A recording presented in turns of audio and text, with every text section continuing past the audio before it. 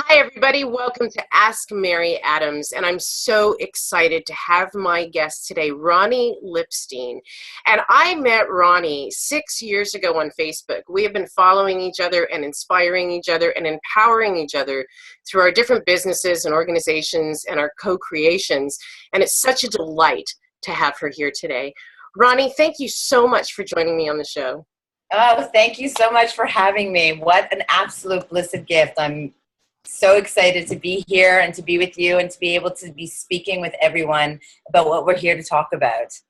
Absolutely. And one of the things that we really have in common is we are both out on the internet in a very big way. I have been watching you empower people and also to encourage thought process and change. And I see it, in all sorts of ways, both politically sometimes and spiritually, and as a teacher and a mentor. Tell everybody more about, what it is that Roni Lipstein is all about. Well, in a very quick one-liner nutshell, my life is essentially dedicated to love consciousness. I am a child of the voice of love. I am a servant to love consciousness for the benefit of all. So essentially what that means is assisting as many of we to, if not completely alter in the moment, at least ponder upon the possibilities that exist, as there's a majority of we right now that are stuck in a certain paradigm of thinking. And for me, thinking how we use our thoughts, our emotions, is tantamount to any and all experiences we have here in this world, physically manifest. So if we focus on our thinking and we're able to shift it, we're able to shift what we're seeing out in the world, starting within our own lives, our own individuated lives. Mm-hmm.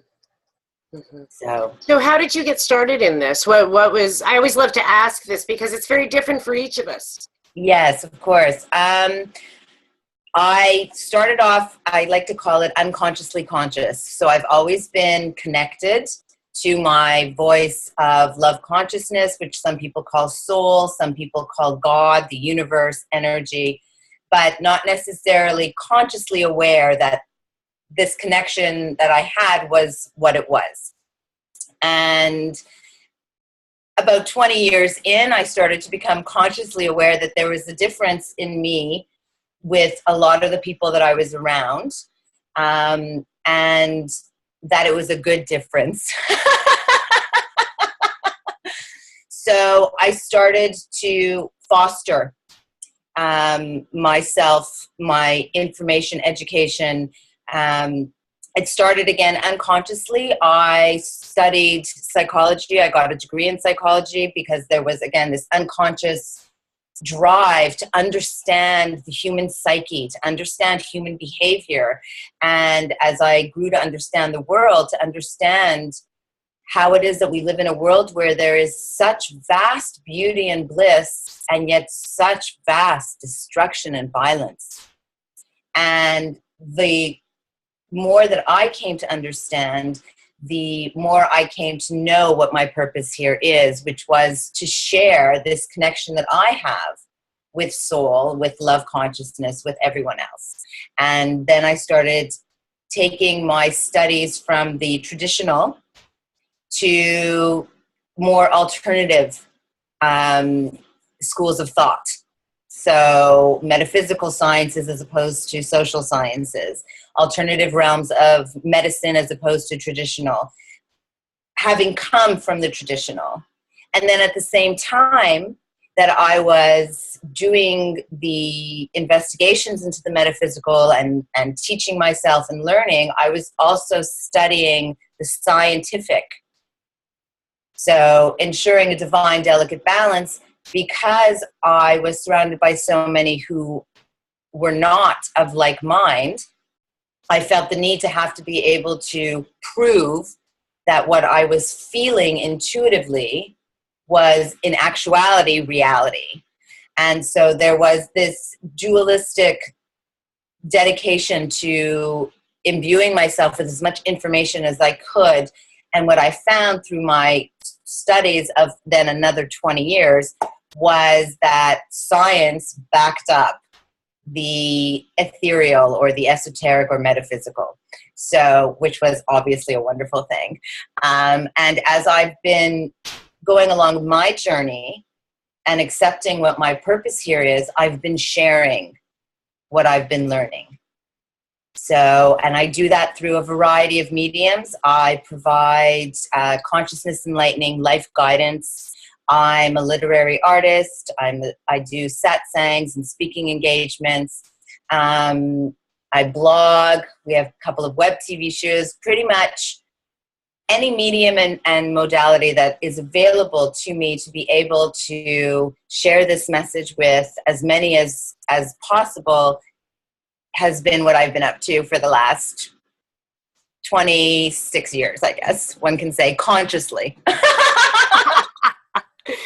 How wonderful. It's so wonderful to be on a mission in this life. And what I really love, and this is something that I talk to a lot of people about, because we often get stuck, our ego gets stuck with one perspective or one, I call them operating systems, with one operating system. And we get stuck in that operating system believing that that's truth. And the truth is there are many spectrums of truth. And when you start studying and going deeper and educating yourself and reading and learning, this information starts to come together and it creates a whole new perspective. So for instance, like you were saying, with the metaphysics, with the actual scientific proof of it working, for me, not only has it given me the ability to be able to teach it and show people how to use it, but it changes the whole paradigm of how we create, of how everything in our life and our mission, how that comes together. It's a very holistic perspective to expanding one's consciousness. Absolutely, 100,000%. And one that is required in our world today. One and one that I feel that the majority of the population of our world, our species, is ready for. There's an opening that's occurred that I've been consciously watching over the last 26 years since I became conscious of my consciousness. I love that. There's a book, When I Became Conscious of My Consciousness. Oh, thank you for the title. Yeah, so I'm seeing it. There's a lot more people in the world that are becoming aware, and I understand the flip side perspective where there's a lot of fear because we are seeing so much destruction and so much violence and so much manipulation and deceit, especially from those that we have been taught that we should be placing our trust in. You know, the leaders of our world. We've got these people that are supposed to be taking care of us, and we're starting to see that that's really not what's been going on. And as a result of that, people are starting to awaken and say, okay, well, if we're not being taken care of properly, there must be, if it doesn't feel right, then what does feel right? And automatically we open ourselves up to a different paradigm because we're asking questions, because we're being pushed to this place where you're almost not given a choice anymore. You're like, it's so in your face that you have to open your eyes and say, okay, there's something amiss. What can we do about it? And that is the beginning of awakening to the fact that there are other ways that we as a species can be as a more holistic, unified collective, which in reality is what we are.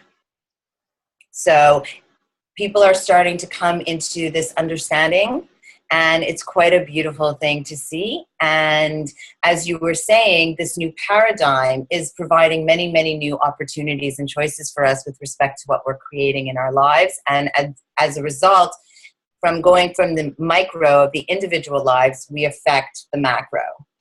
And you can go both ways, but I find that my focus anyways, my message is on the individual basis. I'm microscopically focused for the macroscopically benefit.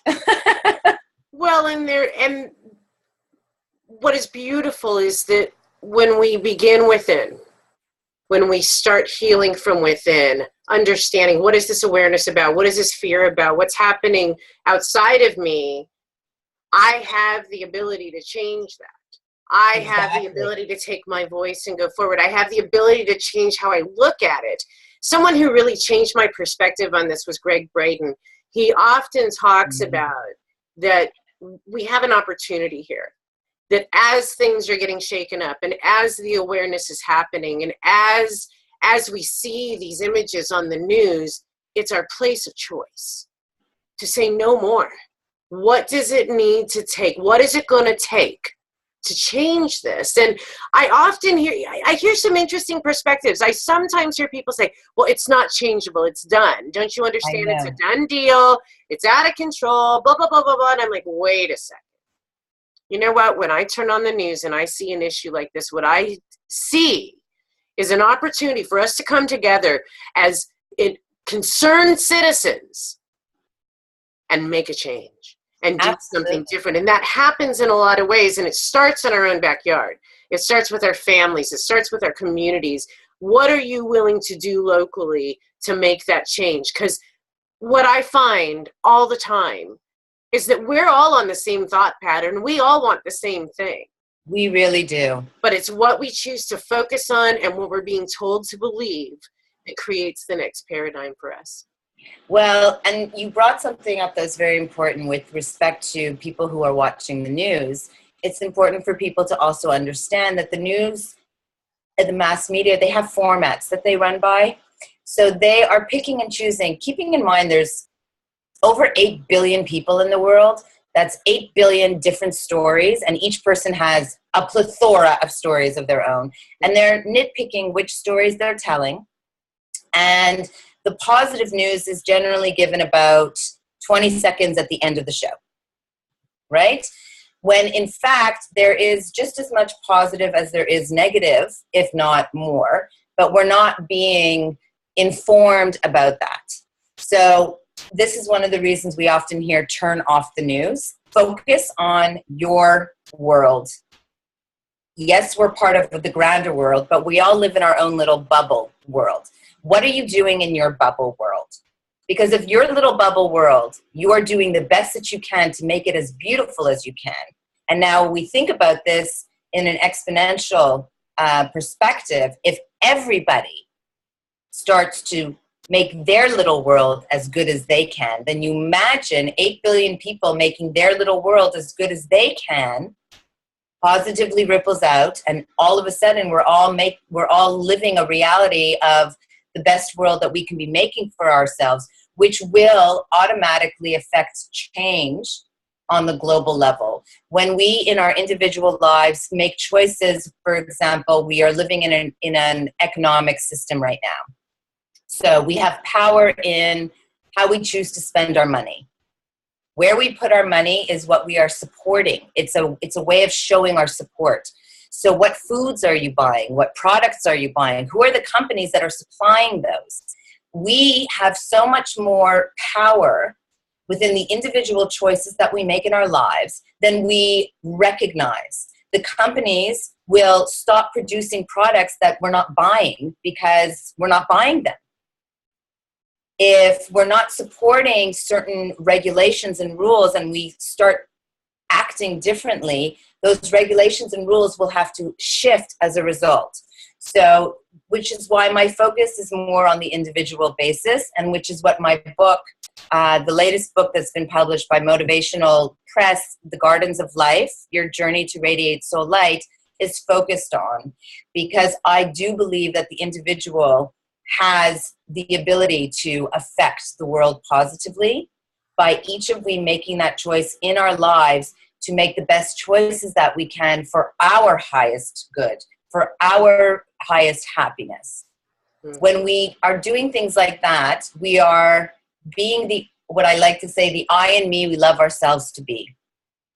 And if each of us is doing that, that means that we are gifting the world the best that we can possibly gift it. And that exponentially affects all as a result. So, well, it really does. It really does. What an incredible book, and what an incredible mission that is. And I think what I like so much about you is that there's such a purity about your being on this path.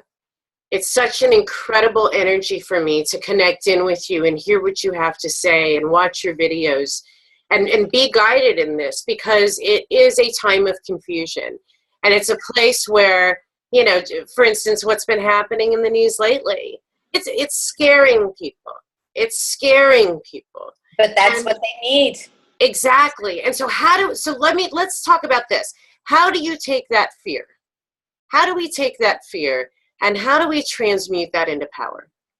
Well, for me, and again, my perspective is a little bit more global, even though, again, I'm focused on the micro.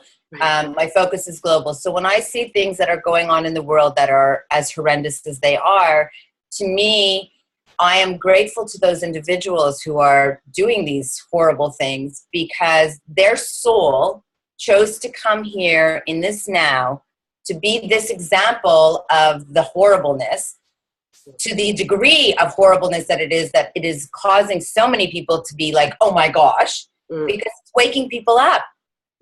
And that's, unfortunately, as a comment of our collective consciousness, it's unfortunate that we have allowed ourselves to get to the point that we need such magnanimous bolts of shock in order to wake us up. But when you see something and you're like, oh my gosh, that's horrible, immediately the question should be, okay, what can I do in my world, in my life, to affect positive change? So how can I be a better person? How can I teach my children, for example, with the shootings that were going on, how can I teach my children to accept that people are, although we are all one, are diverse and eclectic, and in their diversity and eclecticness are beautiful examples of our diversity and eclecticness. And so to be using these horrors as instigating factors to educate ourselves and then our children and our families and our friends, and therefore to motivate us to be taking actions that dissipate this separation and the conflicts that occur as a result of that type of paradigm of thinking or consciousness, which is the one that we've been spoon-fed for the last several thousands of years, which is fear consciousness, basically. So, yeah, and that separateness thinking, this is mine. Don't cross this line, and you take care of your stuff, and I might come help you if you need help. Things like that. And what I'm noticing more and more I call it, a global awakening. In the last 8 years, I've been able to watch it, of course, via the internet. But the global awakening that's happening is it's expanding and it's expanding and it's expanding, expanding. And, the personal work that I do a lot of work out there in the world of service work. I know, and you are amazing. What always amazes me is you walk into a situation and it doesn't matter what it is, even in the worst situations, and they're like, why are you helping me? Who are you? Why would you care? Yeah. And that shocks me every time. It makes me cry. Well, why wouldn't I care? Why wouldn't I want to step in? Why wouldn't I want to come hold your hand? Why wouldn't I want to bring you a meal or give you $100 or be part of your personal change in your world? You're struggling. You're a friend. You need help. And so for me, as I get out there and do that for other people, the deal is you pay it back to someone else in need. We're paid in full. Well, and at the same time, also what we're doing, like what you're doing, what I'm doing, and what other light weavers around the world are doing, is also an act of selfishness. Because the reality is that us helping others feels really amazing. You feel really good about yourself. And so you are being the you that you love yourself to be. That's the greatest gift that you can be giving to society. And so, you know, the act of selfishness is actually an act of holistic unity, because when we are doing what authentically blossoms our heart, we are servicing everyone. That's right. Everyone. So great point. It's so true. You have to service this first. You have to nourish this first, and that's one of the biggest pieces of this. Well, and authentically, as you were saying earlier, you said we all want the same thing, right? So authentically, and this, some people don't agree, but I believe that we are all children of the voice of love. I believe we are all love. So when we are following authentically our true nature, we are being pretty darn amazing individuals and creating an absolutely glorious, glorious place. So, you know, it's a very holistic, as you had mentioned earlier, it's a very holistic perspective that, you know, it feels dichotomous where you're saying like focus on you and it's a selfish act, but the reality is that we are all one, we are all connected. There's no getting around it. You can take away the spiritual, you can take away the esoteric and the metaphysical. If you just want to look at the physical, the hardcore scientific facts, one species, right there we're connected. One world, right there we're connected. There's no getting around it. Scientifically, we are living in an interdependent ecosystem. So not only are we one species, but on the planet that we live upon, we are interdependent upon everyone and everything. Animals, minerals, vegetables, and human kingdoms are all interdependent. So when we are taking action from love consciousness, the effect that we're having on the all is one of love. So it's positively enhancing. So, well, and it spreads, it ripples out everywhere you go. It really does. And for me, I have the opportunity, I get to work with so many different people of color, you know, different colors, religions from different countries and belief systems. But when we come down to the core, what matters in the connection, it's about love. It's about unconditional love. It's about non-judgment. It's about seeing that person as another soul, as another being, as another entity, and honoring their path, honoring their mission, honoring their struggle, honoring their weaknesses, honoring the great things that they do, because we all have that. absolutely. We have every little one of those pieces. And why not, instead of being addicted to your hate, and instead of being addicted to your fear, why not be addicted to love and service and care and kindness? Because, you know, both are the same amount of energy. But what they create, the end result of those two energies, is completely different. Absolutely. Well, really, it's such a simple concept that we are here to share. And yet, understanding, you use the word addiction, and it's true. We are creatures of habit, and we have been taught to see through the eyes of fear. We are working with the primal parts of our brains. The the fight flight parts are uberly developed, but we're not living back in that time where we needed to be worried about a bear or a lion that was fighting for the food that we were fighting for. Things have shifted. Right. So, not to say that the fight-flight aspect of our brain should be eliminated, because it's good to know that if fire is hot, don't put your hand into it. But we need to learn to shift how we are making use of the signals that we are receiving.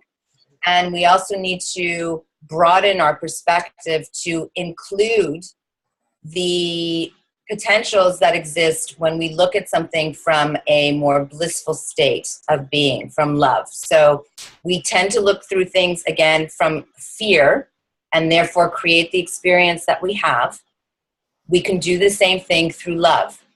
So whether we're looking at global and we're talking about we want to change the world, or we just want to be happier in our own little lives, there is a solution.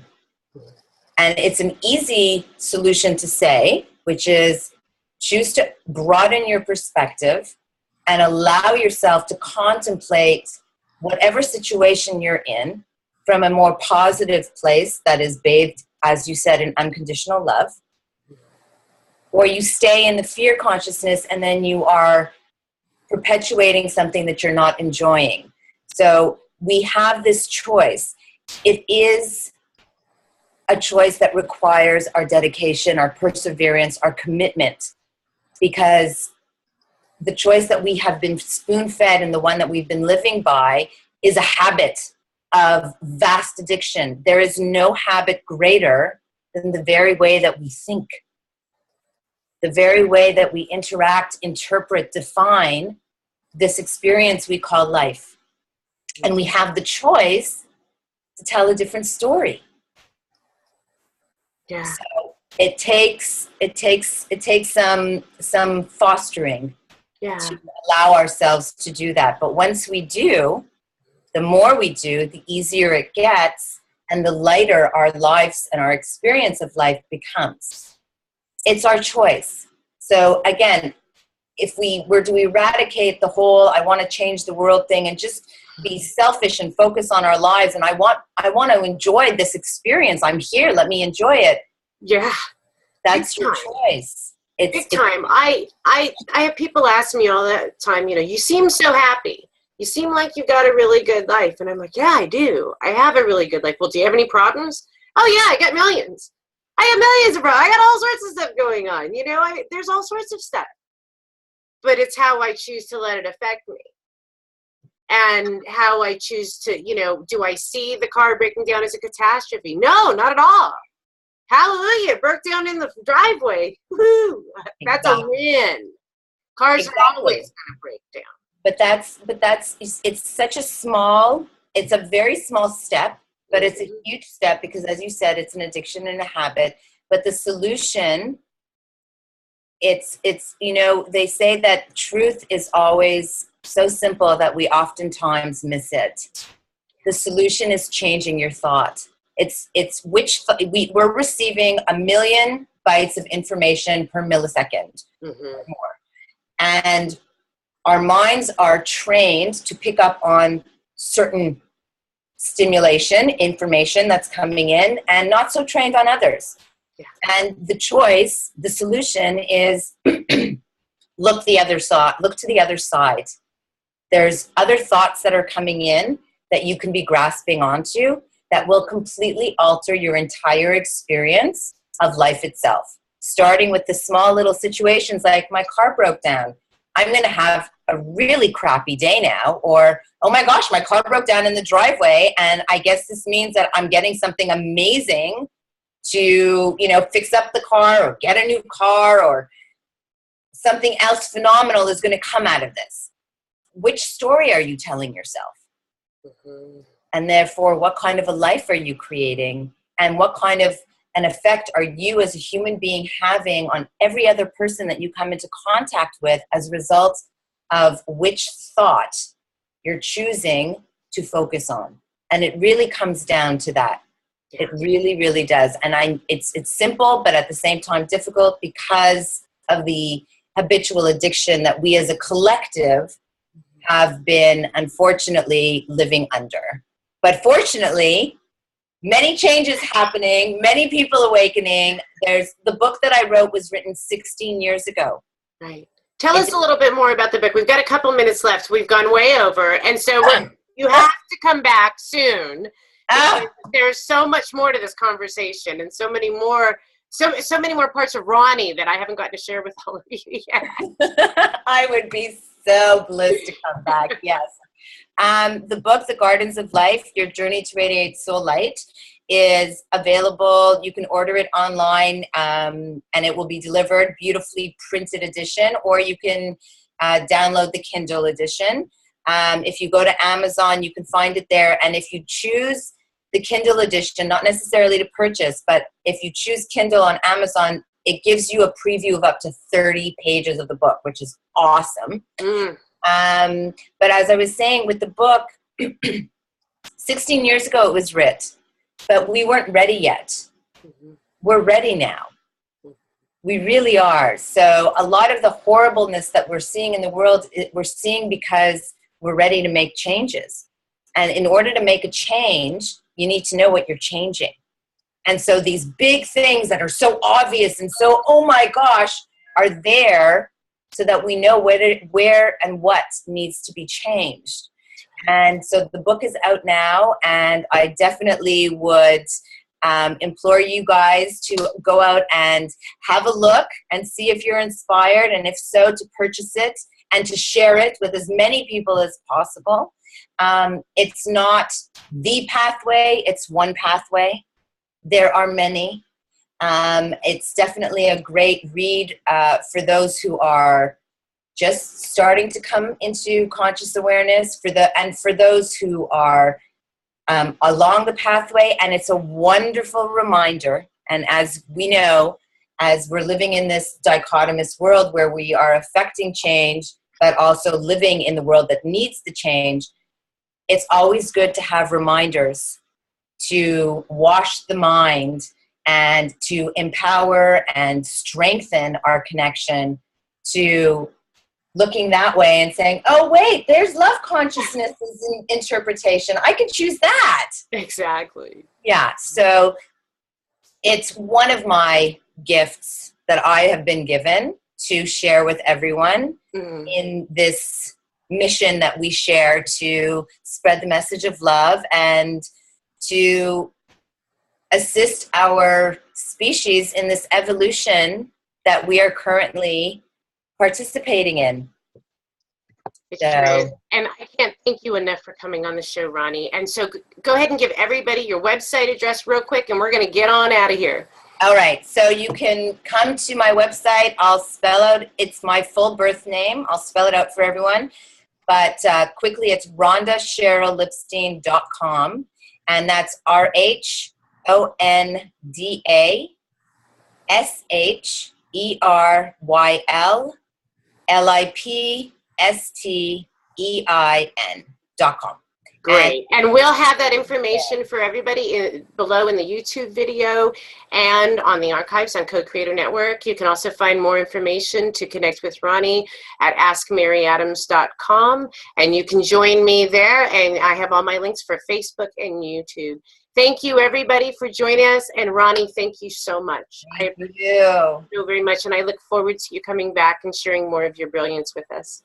Thank you so, so very much. Blessedly be to you and to everyone. Blessings to all of you in making the choices that we authentically want to make in ease and grace and love's bliss.